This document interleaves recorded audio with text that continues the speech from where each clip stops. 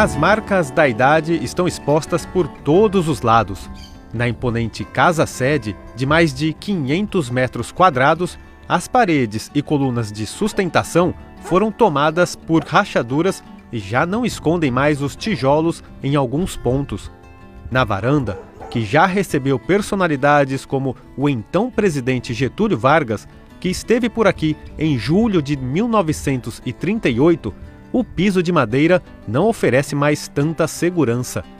Aliás, tudo o que é feito de madeira, como parte do telhado e o guarda-corpo das escadas, necessita de restauração. Por dentro, o estado de conservação da casa é até um pouquinho melhor, já que ali mora um caseiro com a família. No banheiro, por exemplo, a banheira, o piso e o azulejo necessitam apenas de limpeza e alguns reparos. Diversos vidros estão quebrados, mas nada que não seja fácil providenciar a troca. Uma pintura nova, um bom trabalho de recuperação da madeira e dos móveis, e a casa voltaria a respirar os tempos áureos. O tempo, aliás, também foi impiedoso com os outros espaços da fazenda. A piscina que lavava o café está assim, tomada pelo mato. Na antiga casa do administrador, fica difícil até definir o que está em pior estado de conservação, se é o piso, a estrutura, o telhado, as portas e janelas. A nossa visita a Val de Palmas, tombada pelo Conselho de Defesa do Patrimônio Cultural de Bauru em 2011, foi guiada pela Sara, uma das herdeiras da família Nasralla. O pai dela comprou a fazenda em 1955, quando o auge da produção de café por ali já tinha ficado bem para trás. Naquela época já estava no final da era do café. Tinha poucos pés de café e aí com o tempo foi se perdendo esse tratado com os pés de café, já não tinha tanto venda e como vender, nem em Santos, Porto de Santos, e a gente começou a entrar no que havia mais de como sobreviver, que era o gado. Tinha gado, arrendavam um pouco para algumas pessoas plantarem algumas coisas, mas o café já foi deixando de lado. No fim do século XIX, a fazenda bauruense chegou a ser a maior produtora de café de todo o mundo. Quem nos ajuda a contar parte dessa história é o jornalista e escritor Luiz Paulo, autor de livros que falam, entre outros assuntos, sobre a ocupação do Centro-Oeste paulista. Naquela época, ele diz, a propriedade do então coronel José Ferreira de Figueiredo tinha cerca de 2.300.000 pés de café. A história do estado de São Paulo, em cima da cultura cafeeira, ela é muito parecida em todas as cidades, né? Então existia o que o Pierre Monbeg, grande geógrafo, fez um livro clássico chamado Pioneiros e Fazendeiros, que conta tudo isso. Existia a franja pioneira, que eram esses pioneiros que chegavam antes.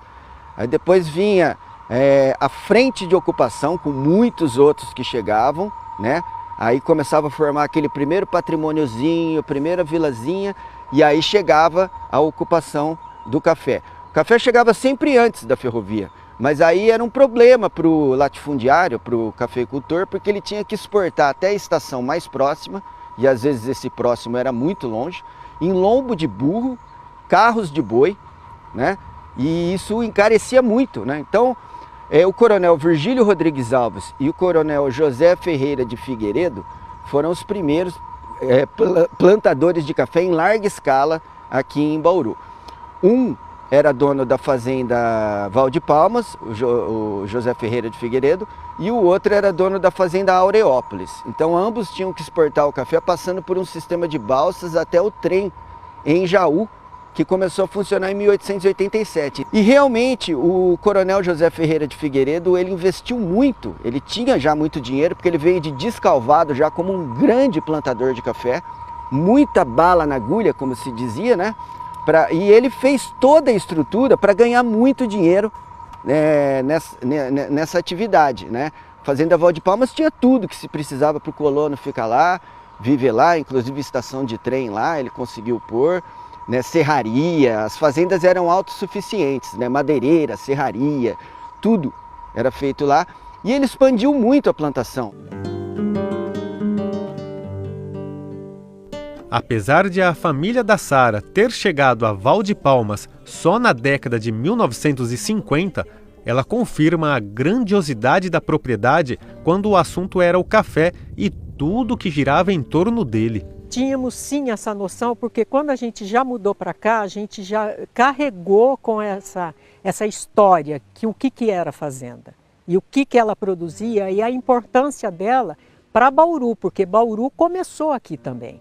Aqui tinha, acho que 2.000 funcionários que moravam aqui, que tinha ambulatório, tinha um cemitério, tinha a lavagem do café, a secagem do café, então todo mundo morava aqui. Não tinha essa coisa de morar em Bauru e vir trabalhar aqui. Os próprios funcionários moravam aqui, residiam aqui, então tinha que ter uma vida própria aqui, com toda uma infraestrutura, e que não era pequena. Essa história a gente já entrou com ela.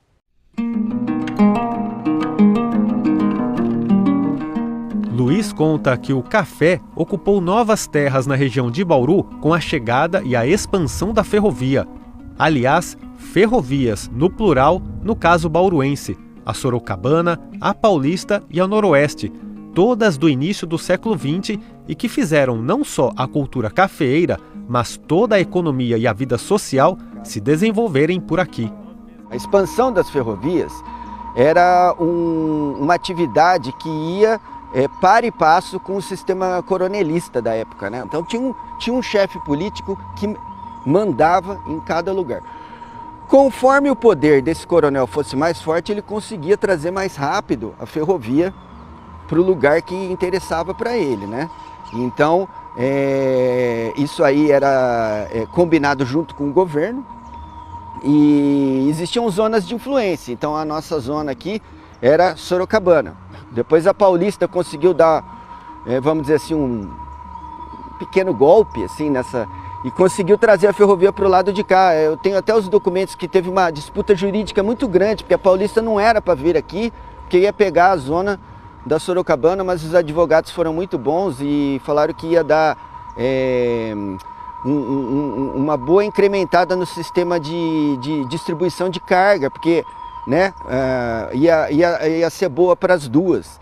E depois a Noroeste, ela era um sonho antigo do governo brasileiro, desde a época do Império, de comunicar até a Bolívia, comunicar os dois oceanos, mas a gente tem um jeito de chegar até a Bolívia, até o Paraguai, desde a Guerra do Paraguai, quando não tinha como levar os soldados para lá, então era um sonho muito antigo. E graças ao coronel Azarias Leite, né, que era o chefão político daqui, ele conseguiu trazer a ferrovia. Ele foi o grande responsável pela Noroeste nascer na cidade de Bauru, porque os planos eram que nascesse em outra cidade, ou Agudos ou Pederneiras, que já estavam mais avançada a ferrovia lá. A decadência do café em Bauru, explica o escritor, e que atingiu em cheio Val de Palmas, está ligada a dois fatores fundamentais.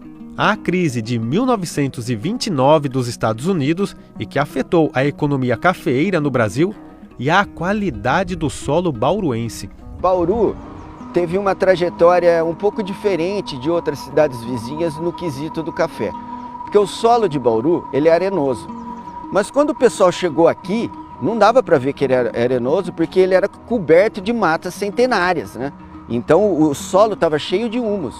Então se você plantar café num solo desse, ele vai nascer, vai ser maravilhoso durante um bom tempo, depois o solo vai se esgotar.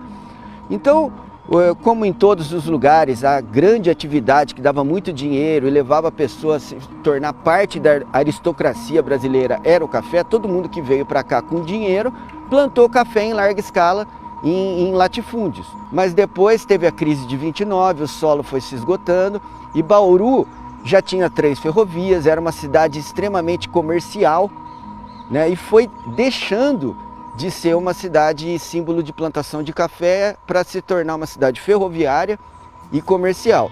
Hoje, juntamente com os irmãos herdeiros da fazenda, a Sara busca alternativas e parceiros para recuperar o que for possível de toda a estrutura e dar um novo destino, turístico até, para o espaço. Tudo para preservar o que ainda resta da história do café por ali e voltar a ter a alegria ao frequentar a casa. Quando meu pai comprou, foi em 1955. Eu nasci, que eu sou a última filha de 4, eu nasci em 58. Então, quando eu nasci, meus pais já estavam morando aqui, mas já tinham 3 irmãos que já vieram já de Bauru para cá. Era uma coisa maravilhosa. A família, como é muito grande também da minha mãe, nas férias todos os sobrinhos, primos vinham para cá. Na verdade era só festa, era só festa. A vivência aqui, a infância aqui era uma coisa maravilhosa, é inesquecível as lembranças que a gente tem daqui. O que eu estou pretendendo fazer é deixar para Bauru um pouco dessa história também, porque se perder, vai perder mesmo, não tem como voltar como uma história se a casa cair, enfim. O que eu estou pretendendo fazer enfim, algum parceiro que possa dar uma utilização nessa casa, nessa área, de vivência dessas pessoas de Bauru que conheçam ou queiram conhecer e participar dessa história que tem aqui, porque é muito forte essa história. Então, eu estou tentando não deixar ela se perder no tempo. Seria, enfim, um destino digno, a um custo alto, é verdade, mas viável e importante para a região toda, na opinião deste arquiteto. A Fazenda Val de Palmas, né, ela tem assim, ela é um patrimônio arquitetônico, né, ela é muito antiga, né, e ela tem um potencial maravilhoso. Ela está assim desgastada com o tempo, né, houve pouca manutenção, mas a gente vê a possibilidade de transformar isso aqui num lugar maravilhoso, regional, né, com um potencial regional, de trazer pessoas para vir visitar. Lógico que existe a necessidade de um investimento alto, né, com valor agregado, né, mas ela é uma fazenda maravilhosa. Fora que ainda, além de tudo, ela tem o que mais nos toca o coração do bauruense, né, que é a ferrovia. Ela tem uma estação ferroviária dentro da fazenda.